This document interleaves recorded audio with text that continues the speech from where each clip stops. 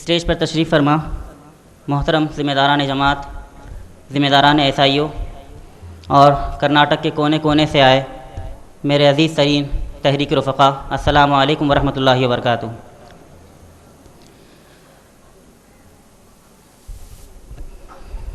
آج کا دن students Islamic organization کے فاؤنڈیشن ڈے کے حوالے سے بھی جانا جاتا ہے۔ اس پروگرام کے باقاعدہ آغاز سے پہلے آپ نے فلیگ ہوسٹنگ کے ذریعے اور تنظیمی ترانے کی ایک بار پھر اس کو یاد کر کے آپ نے جو کام کیا ہے وہ کام یہ کیا ہے کہ اس تنظیم سے وابستگی پر اللہ تعالیٰ کا شکر ادا کیا ہے، اپنا ذاتی طور پر احتساب کیا ہے کہ اس تنظیم سے وابستہ ہونے کے جو تقاضے ہیں، اس تحریک سے وابستہ ہونے کے جو تقاضے ہیں، کیا میں ان تقاضوں کو پورا کر رہا ہوں۔ اور آپ نے یہ کیا ہے اور یہ کر رہے ہیں کہ اس تنظیم سے وابستگی کے وقت جس حیثیت سے بھی ہم وابستہ ہوئے ہیں، اس وابستگی کے وقت جو ہم نے عہد کیا تھا اللہ تعالیٰ سے، وہ عہد وقت گزرنے کے ساتھ ساتھ فرسودہ اور پرانا نہ ہوتا جائے، اس میں زنگ نہ لگتا چلا جائے، بلکہ وہ عہد ہر گزرتے وقت کے ساتھ، ہر گزرتے لمحے کے ساتھ پختہ تر ہوتا چلا جائے، یہ کام ہم نے کیا ہے۔ حاضرین، اگر کوئی صاحب علم آئے اور کوئی بات کہے اور سننے والے کوئی نئی بات سیکھنے اور سمجھنے کے لیے اکٹھا ہوں، اس کو سننے کے لیے اکٹھا ہوں، تو اسے لیکچر کہتے ہیں۔ لیکن اگر سننے والا ایسے موضوع پر بول رہا ہو جس کو بولنے والے بھی جانتے ہوں، اور آج کی صورت میں بولنے والوں میں سے، سننے والوں میں سے کئی ایسے ہوں جو بولنے والے سے بہتر جانتے ہوں، تو اس کو تذکیر کہتے ہیں۔ تو جس تذکیر کے لیے میں اکٹھا ہوا ہوں،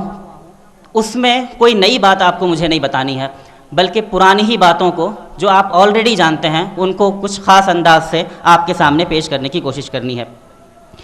آپ سب واقف ہیں کہ ہماری تنظیم اسٹوڈنٹس اسلامک آرگنائزیشن کا جو مشن ہے وہ ہے کہ الہی ہدایات کے مطابق سماج کی تشکیل نو کے لیے طلبہ اور نوجوانوں کو تیار کرنا، یہ ہمارا مشن ہے۔ تو جو ہماری گفتگو ہوگی آج کی، اس کے دو حصے ہوں گے۔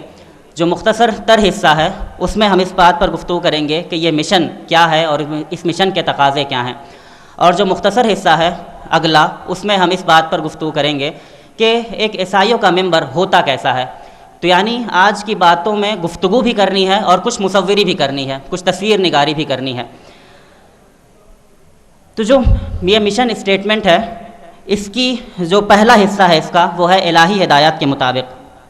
مشن اسٹیٹمنٹ کا یہ حصہ دراصل اس بات کا اعلان ہے کہ الہی ہدایات یعنی قرآن و سنت ہی ہماری اساس اور ہماری بنیاد ہیں۔ اس کے علاوہ دنیا بھر میں جتنے افکار، جتنے خیالات، جتنے تصورات، جتنے نظریات پائے جاتے ہیں، جتنے بھی فلسفے پائے جاتے ہیں، سب کی حیثیت ثانوی ہے، سیکنڈری ہے، ساری چیزیں سیکنڈری ہیں۔ قرآن و سنت ہماری اساس اور ہماری بنیاد اور ہمارا پرائمری سورس آف ریفرنس ہے۔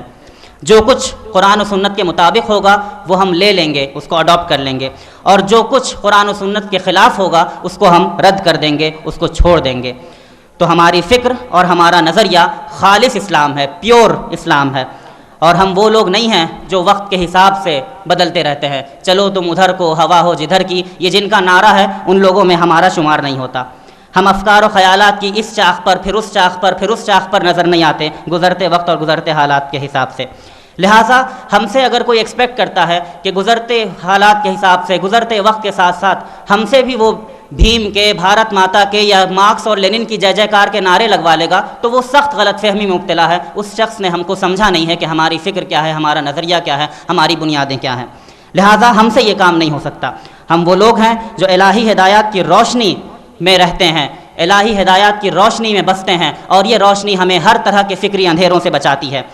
ہمیں عملی اور اخلاقی اندھیروں سے بچاتی ہے، ہمیں فکری اور نظریاتی اندھیروں سے بچاتی ہے۔ ان سارے اندھیروں سے ہم محفوظ رہتے ہیں، اور یہی وجہ ہے کہ ہم پرامن اور تعمیری ذرائع کا استعمال کرتے ہوئے اپنے پیغام کو دوسروں تک پہنچاتے ہیں، اس پیغام کو پہنچانے میں کامیاب ہیں، اور یہی چاہتے ہیں کہ ہمارے وابستگان فکر کے بھی اعلیٰ معیار پر ہوں اور اخلاق کے بھی اعلیٰ معیار پر فائز ہوں۔ یہ ہمارے مشن اسٹیٹمنٹ کا پہلا حصہ ہے، وہ یہ اعلان کرتا ہے، پکار کر ہم سے یہ بات کہتا ہے۔ ہمارے مشن اسٹیٹمنٹ کا جو دوسرا حصہ ہے وہ سماج کی تشکیل نو کی بات کرتا ہے۔ یہ اس بات کا اعلان ہے کہ دنیا بھر میں شرک یا الحاد ان دونوں چیزوں کی بنیاد پر جو نظام بھی قائم ہوتا ہے، جو نظام بھی برپا ہے، جو سماج بھی بنتا ہے، ہم اس سے نالاں ہیں، ہم بہت پریشان ہیں، ہمیں غم ہوتا ہے ان نظاموں کو دیکھ کر۔ اس نظام کے نتیجے میں جو ظلم ہوتا ہے اللہ تعالیٰ کی زمین پر، جو فساد برپا ہوتا ہے، اس ظلم، اس فساد، اس استحصال، اس ایکسپلائٹیشن، اس ہیومن رائٹس وائلیشن سے ہم نفرت کرتے ہیں، سخت نفرت کرتے ہیں۔ اس فساد فی الارض سے ہمارے ایڈجسٹمنٹ کا کوئی سوال پیدا نہیں ہوتا ہے۔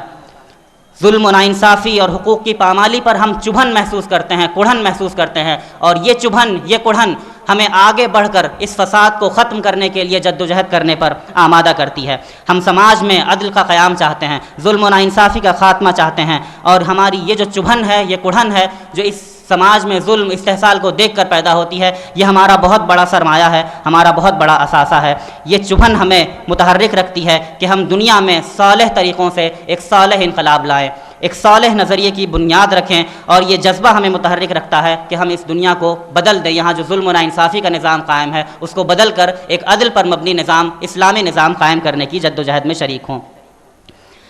جو تیسرا حصہ ہمارے مشن اسٹیٹمنٹ کا ہے وہ ہمیں طلبہ اور نوجوانوں کو تیار کرنے پر ابھارتا ہے۔ یہ اس بات کا اعلان ہے، کئی بار ہمارے ذہنوں سے کسی نہ کسی درجے میں اوجھل ہوتی رہتی ہے، وہ یہ کہ ہم صرف ایک تنظیم نہیں ہیں، بلکہ اس سے پہلے بھی یہ بات بتائی گئی کہ ہم ایک ایسی تنظیم ہیں جو ایک وسیع تر تحریک اسلامی کا حصہ ہے، اور اس تحریک اسلامی کا نصب العین اقامت دین ہے۔ دین کو دنیا کے ہر شعبے پر، زندگی کے ہر شعبے پر قائم کرنا، یہ اس کا مقصد ہے۔ اس نصب العین کے حصول کے لیے مختلف محاذوں پر مدتوں کی جد و جہد درکار ہے، سال ہا سال کی مخلص جد و جہد درکار ہے۔ اس جد و جہد سے ہی کوئی تبدیلی آ سکتی ہے اور اقامت دین کا خواب شرمندہ تعبیر ہو سکتا ہے۔ صرف تقریروں سے، صرف تحریروں سے یہ کام انجام نہیں ہو سکتا، ایک مستقل جد و جہد درکار ہے، بہت سے محاذوں پر درکار ہے، اور اس میں سے ایک اہم ترین محاذ طلبہ کا محاذ ہے، نوجوانوں کا محاذ ہے، اور تحریک اسلامی نے ایسائیوں کو یہ محاذ سپرد کیا ہے کہ آپ اس محاذ پر ڈٹیے اور یہاں طلبہ اور نوجوانوں کو تیار کریے جو آگے چل کر اقامت دین کے مشن کو انجام دینے کی صلاحیت اپنے اندر رکھیں اور وہ کام کریں جس مقصد کے لیے تحریک اسلامی قائم ہوئی ہے۔ تو یہ عظیم کام ہمیں کرنا ہے، کیونکہ طلبہ اور نوجوان ہی وہ حصے ہیں سماج کے جو سماج کی ڈائنامکس میں تبدیلی پیدا کرنے کا جذبہ اپنے اندر رکھتے ہیں۔ اس دنیا میں جو اچھا یا برا انقلاب آتا ہے، جو صالح یا غیر صالح انقلاب آتا ہے، وہ انقلاب صرف اور صرف نوجوان لاتے ہیں۔ اگر نوجوان صحیح سمت میں سوچیں تو انقلاب صحیح آئے گا، وہ غلط سمت سوچیں گے تو انقلاب غلط آئے گا۔ نوجوانوں کی قوت انقلابی قوت ہے، اگر وہ صحیح ڈائریکشن میں لگے گی تو انقلاب کا ڈائریکشن صحیح ہوگا، وہ غلط ڈائریکشن میں لگے گی تو انقلاب کا ڈائریکشن غلط ہوگا۔ عیسائیوں کا ایک مقصد یہ ہے کہ طلبہ اور نوجوانوں کی تربیت صحیح ڈائریکشن پہ ہو، تاکہ ان کا لایا ہوا انقلاب ایک صالح انقلاب ہو، ایک صحیح انقلاب ہو۔ تو آج کے اس موقع پر ہم اللہ تعالیٰ کا شکر ادا کرتے ہیں، اپنے عہد کی تجدید کرتے ہیں، اور یہ وعدہ کرتے ہیں کہ ہمارا قول و عمل الہی ہدایات کے مطابق ہوگا، اور ہم ہر قسم کے فکری انحراف، فکری مغالطوں اور فکری احساس کمتری سے اپنے آپ کو محفوظ رکھیں گے۔ یہاں پر ہم اپنی گفتگو کے پہلے حصے کو کنکلوڈ کرتے ہیں۔ جو دوسرا حصہ ہے، جو آپ سے یہ کہا گیا کہ دوسرے حصے میں ہمیں ذرا مصوری کرنی ہے کہ کئی بار ایسی کچھ چیزیں ہوتی ہیں جو کانسیپچولی ہمارے سامنے آتی ہیں، بار بار کانسیپٹ کی حیثیت سے، تصور کی حیثیت سے ہمارے سامنے پیش ہوتی ہیں، اور ان کو کانسیپٹ اور تصور کی حیثیت ہی سے سمجھا جاتا ہے، لیکن اگر ان کو عملی ایگزامپل کی صورت میں سمجھا جائے تو اس کو سمجھنے میں زیادہ آسانی ہوگی۔ بہت عام مثال ہے، بار بار دی جاتی ہے کہ اگر آپ کسی کو کھڑا کر کر 1 گھنٹہ محنت اور مستقل مزاجی پر تقریر سنیں، تب بھی آپ کچھ باتیں ضرور سیکھیں گے اور کچھ باتیں سیکھنے سے رہ جائیں گی، لیکن اگر آپ کو اس 1 گھنٹے کی تقریر کے بدلے 5 منٹ میں خرگوش اور کچھوے کی کہانی سنا دی جائے تو آپ شاید وہی بات جو اس 1 گھنٹے کی تقریر میں آپ کو بتائی جاتی، اس کو اسی 5 منٹ میں اس سے بہتر طریقے سے سمجھ جائیں گے جتنی اس تقریر کے ذریعے آپ سمجھتے، کیونکہ اس کہانی کے ذریعے آپ کو فوراً یہ بات پتہ چل جائے گی کہ ہاں، یہ اگر محنت کی جائے، اگر مستقل مزاجی سے کام لیا جائے تو بڑے سے بڑے دشمن کو بھی ہرایا جا سکتا ہے۔ تو کئی بار یہ جو تصویر ہوتی ہے، جو کردار نگاری ہوتی ہے، یہ ہمیں چیزوں کو سمجھنے میں، بہتر انداز سے سمجھنے میں بہت زیادہ مدد کرتی ہے۔ تو عیسائیوں کو سمجھنے کے لیے اگر ہم عیسائیوں کے ایک ممبر کی تصویر بنائیں گے تو وہ تصویر کیسی ہوگی، اس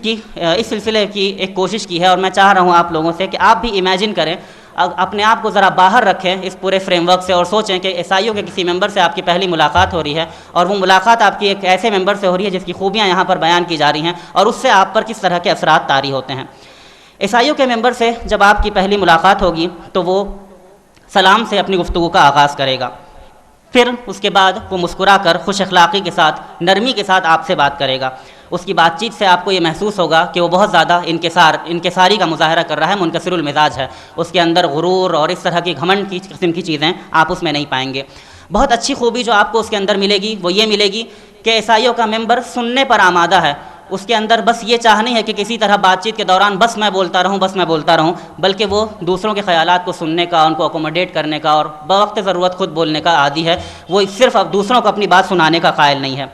وہ بیجا بحث و مباحثے سے بہت زیادہ بچتا ہے، بہت زیادہ پرہیز کرنے کی کوشش کرتا ہے۔ اس کی کوشش یہ ہوتی ہے کہ کام کی بات کی جائے، اس کو دوسروں کو بحث میں ہرانے کا شوق نہیں ہوتا ہے، اس کا مزاج دائیانہ ہے۔ اگر آپ دوسروں کو بحثوں میں ہرانے کا سوچیں گے تو آپ کے اندر دائی والی سائیکولوجی نہیں پائی جاتی ہے، آپ کے اندر مناظر یا ڈیبیٹر کی سائیکولوجی پیدا ہو جاتی ہے۔ اس سائیکولوجی کے مظاہرے کے اپنے مقامات ہیں، ان کا ذکر نہیں ہو رہا ہے، لیکن عام طور پر ایک عیسائی کا ممبر کا جو مزاج ہوتا ہے وہ مناظر کا مزاج نہیں ہوتا ہے، وہ ڈیبیٹر کا مزاج نہیں ہوتا ہے، بلکہ دائیانہ مزاج ہوتا ہے۔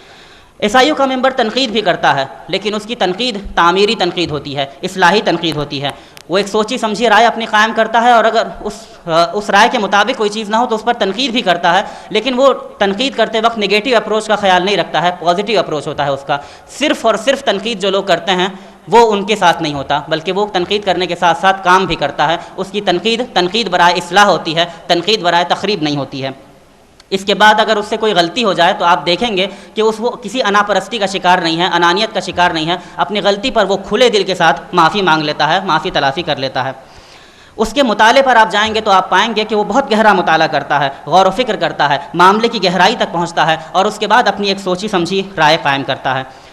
وہ علم حاصل کرنے کے لیے ہر طرح کے سورسز سے ریفر کرتا ہے، وہ کتابوں سے ریفر کرتا ہے، وہ عملی زندگی کے تجربات سے ریفر کرتا ہے، وہ بزرگوں کی صحبت میں رہتا ہے اور وہاں سے علم حاصل کرتا ہے، اور علم کے ہر سورس کی اہمیت کو جانتا ہے۔ عیسائیوں کا جو ممبر ہے وہ علم حاصل کرنے کے لیے صرف کتابوں پہ منحصر ہو جائے ایسا ممکن نہیں ہے، صرف عملی زندگی کے اپنے تجربات پر منحصر ہو جائے ایسا ممکن نہیں ہے، صرف بزرگوں کی صحبت پر مطمئن ہو جائے ایسا نہیں ہے۔ علم کا ہر سورس امپورٹنٹ ہے، اور عیسائیوں کے ممبر کو یہ بات پتہ ہوتی ہے کہ مجھے ہر سورس سے علم حاصل کرنا بہت زیادہ ضروری ہے، اور اس بات پر وہ آمادہ ہوتا ہے جب ذرا سا اس کو عیسائیوں میں رہتا ہے، عیسائیوں کی تنظیم میں رہتا ہے، اللہ اور رسول کی باتیں سنتا ہے، تو اس کے اندر یہ تڑپ پیدا ہوتی ہے، یہ چبھن پیدا ہوتی ہے کہ مجھے عربی زبان آنی چاہیے، اور وہ تاکہ قرآن و حدیث کو اس کی اصل زبان میں سمجھ سکے، اللہ تعالیٰ کے کلام کو براہ راست سننے اور سمجھنے کی کوشش کر سکے، اس کے لیے وہ محنت کرتا ہے، جدوجہد کرتا ہے۔ آپ اس کو پائیں گے کہ وہ لغویات سے بچتا ہے، جتنے کام ہوتے ہیں جن میں ٹائم ویسٹ ہوتا ہے، جو لغو کام ہوتے ہیں اس سے وہ بچتا ہے۔ تو آپ اس کو کبھی بھی لمبے کرکٹ میچ دیکھتے ہوئے، فلمیں دیکھتے ہوئے، چائے خانے پہ آوارہ گردی کرتے ہوئے، فحش بینی کرتے ہوئے، اور الگ اینگل سے 50 سیلفی لے کر فیس بک پہ ڈالتے ہوئے یا واٹس ایپ پہ گھٹیا جوکس فارورڈ کرتے ہوئے آپ اس کو نہیں دیکھیں گے۔ وہ ان تمام چیزوں کا کریٹیو اور دائیانہ استعمال کرنے کی کوشش کرے گا۔ اس میں حلال اور حرام کی بحث جو ہے وہ بیکار کی بحث ہے، اس کے پاس اصل میں وقت کو ضائع کرنے کی گنجائش نہیں ہوگی، کیونکہ وہ یہ دیکھے گا کہ اللہ تعالیٰ نے مجھے دن میں 24 گھنٹے دیے ہیں، دن کے یہی 24 گھنٹے امام ابو حنیفہ کو ملے تھے، امام مودودی کو ملے تھے، امام ابن تیمیہ کو ملے تھے، اور ان 24 گھنٹوں کو استعمال کر کے وہ کہاں پہنچے، مجھے کہاں پہنچنا ہے، انہی 24 گھنٹوں میں مجھے جنت حاصل کرنی ہے۔ میرے پاس ٹائم کہاں ہے کہ میں فیس بک کا گھٹیا استعمال کروں، واٹس ایپ کا گھٹیا استعمال کروں یا اپنے وقت کو ضائع کروں۔ وہ اپنے وقت کو صحیح طور پر استعمال کرنے کا حریص ہوتا ہے، اپنے ٹائم کو مینیج کرتا ہے، ہر وقت اس کو جنت حاصل کرنے کی، اللہ تعالیٰ کی رضا حاصل کرنے کی ایک شوق ہوتا ہے، ایک ضد ہوتی ہے، ایک جذبہ ہوتا ہے۔ یہ چیز آپ کو اس میں دکھے گی۔ اسی طرح وہ فیشن کا پرستار نہیں ہوتا، وہ صاف ستھرے ڈھیلے ڈھالے کپڑے پہنتا ہے، کسی خاص وضع قطع کا پابند نہیں ہوتا، لیکن وہ جو فیشن جو لوگ مروبیت کا شکار ہوتے ہیں کہ جینس پھٹی ہوئی پہن رہے ہیں اور ٹائٹ کپڑے پہن رہے ہیں، یہ سب چیزیں آپ اس کے اندر نہیں پائیں گے۔ اس کے بعد آپ اس کو دیکھیں گے کہ وہ نماز باجماعت کا بہت پابند ہے، نمازوں میں خشوع و خضوع پیدا کرتا ہے، اس کو مسجد سے محبت ہے، اور وہ صرف فرائض کا اہتمام نہیں بلکہ اذکار و نوافل کا بھی اہتمام کرتا ہے۔ آپ دیکھیں گے کہ آپ اس کو جب دعوت دیتے ہیں تو وہ بہت خوش دلی کے ساتھ دعوت قبول کرتا ہے، کبھی کبھی آپ کی بھی دعوت کرتا ہے، لیکن کچھ مواقع ایسے بھی ہوتے ہیں جب آپ اس کو کھانے کی دعوت دیتے ہیں تو وہ پیار سے انکار کر دیتا ہے۔ آپ جب اصرار کرتے ہیں تو شرماتے ہوئے بتاتا ہے کہ آج میں روزے سے ہوں۔ آپ اس کی ذاتی زندگی کو دیکھیں گے تو آپ پائیں گے کہ اس کی ذاتی زندگی قربانی سے عبارت ہے۔ جہاں جہاں کام کے لیے پکارا جاتا ہے، جہاں جہاں قربانی کے لیے پکارا جاتا ہے، تو وہ دوسروں کی شکل نہیں دیکھتا کہ یہ آگے بڑھیں گے تو میں بھی آگے بڑھوں گا، بلکہ وہ خود انیشیٹو لیتا ہے اور آگے بڑھتا ہے، اور اس معاملے میں ایگزامپل پیش کرنے کی کوشش کرتا ہے، اس معاملے میں کمپٹیشن کی کوشش کرتا ہے، ویسا کریٹیو کمپٹیشن، صالح کمپٹیشن جو حضرت ابوبکر، حضرت عمر رضی اللہ تعالیٰ عنہم اجمعین میں آپ دیکھا کرتے ہیں۔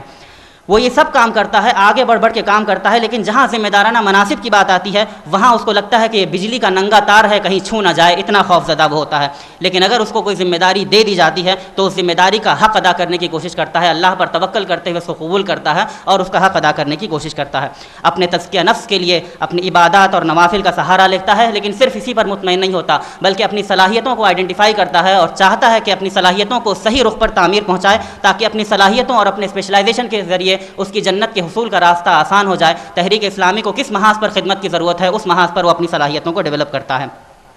آپ سماج میں اس کو دیکھیں گے تو پائیں گے کہ چاہے وہ اپنے اسکول میں ہو، کالج میں ہو یا آفس میں ہو، اس کی جو آئیڈینٹی ہے، اس کی جو پہچان ہے، وہ ایک شریف، باصلاحیت اور ایماندار فرد کی پہچان ہے۔ لوگ اس کو دیکھتے ہیں تو کہتے ہیں کہ یہ آدمی انکرپٹیبل ہے، اس کو کرپٹ نہیں کیا جا سکتا، یہ آدمی سچ بولے گا، یہ آدمی نڈر ہے، یہ سچ بولنے سے ڈرے گا نہیں، یہ لوگوں کے کام آنے والا ہے۔ دوستیاں لوگوں کی کسی کے ساتھ ہوں، لوگ بار میں اور چائے پینے کے لیے کسی کے ساتھ جائیں، لیکن جب ان کو مدد کی ضرورت ہوتی ہے، مشورے کی ضرورت ہوتی ہے، قرض کی ضرورت ہوتی ہے تو وہ ایس آئی او کے ممبر کے پاس پہنچتے ہیں، کیونکہ وہ جانتے ہیں کہ یہ وہ فرد ہے جو ہماری مجبوری کا فائدہ نہیں اٹھائے گا، یہ وہ فرد ہے جو ہمارا مذاق نہیں اڑائے گا، یہ وہ فرد ہے جو ہمارا سچا خیر خواہ ہے۔ سماج میں ایس آئی او کا وہ ممبر بڑوں کا ادب کرتا ہے، چھوٹوں سے شفقت کرتا ہے، دوستوں کے معاملے میں خیر خواہ ہے اور فیاض ہوتا ہے۔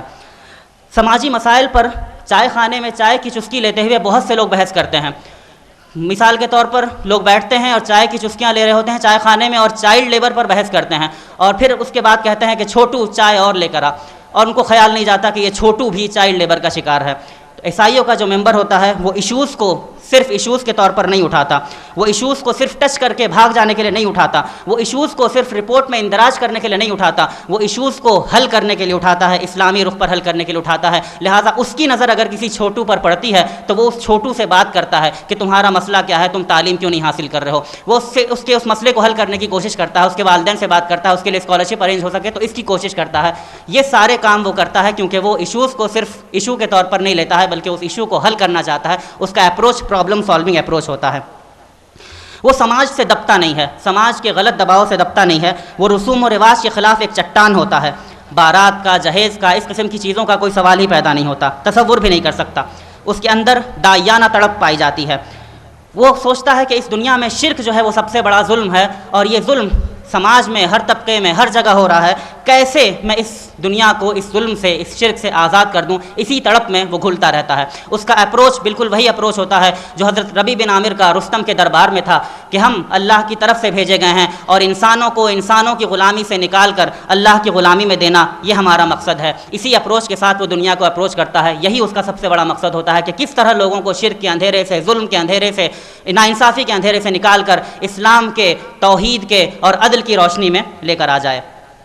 اس کی سوچ کا جب آپ جائزہ لیں گے تو آپ پائیں گے کہ وہ منفی نہیں، مثبت سوچ رکھتا ہے۔ وہ حالات کو دیکھتا ہے تو مایوس نہیں ہوتا بلکہ وہ سوال بدل دیتا ہے، اور اس کا سوال یہ ہوتا ہے کہ ان حالات میں میری ذمہ داری کیا ہے۔ وہ جانتا ہے کہ ہر حال کسی خاص کام کا تقاضا کرتے ہیں، اور وہ یہ جاننے کی کوشش کرتا ہے کہ ان حالات میں سب سے افضل کام کیا ہے، میں کیا کروں جس کے ذریعے ان حالات کو بدلنے کی طرف کوئی پیش رفت کر سکوں، میں کیا کروں ان حالات میں کہ اللہ تعالیٰ کی رضا کو حاصل کرنا، اللہ تعالیٰ کی جنت کو حاصل کرنا آسان ہو جائے۔ وہ مایوس نہیں ہوتا بلکہ حالات کو دیکھتا ہے، انالائز کرتا ہے اور اپنی ذمہ داریاں نبھانے کی کوشش کرتا ہے، ہر سچویشن میں اپنا فرض ادا کرنے کی کوشش کرتا ہے۔ وہ محنت کرتا ہے، شارٹ کٹ نہیں تلاش کرتا ہے۔ اصل میں عقل لگانے کو اور شارٹ کٹ کو لوگوں نے خلط ملط کر دیا ہے۔ ایک بلڈنگ کی ٹیرس پر آپ ہوں اور وہاں سے آپ کو نیچے کے فلور پر آنا ہو، سب سے نیچے گراؤنڈ فلور پر پہنچنا ہو، تو ایک راستہ ہے سیڑھیوں کا راستہ، اور وہ راستے سے آپ کو مان لیجئے کہ 3-4 آپ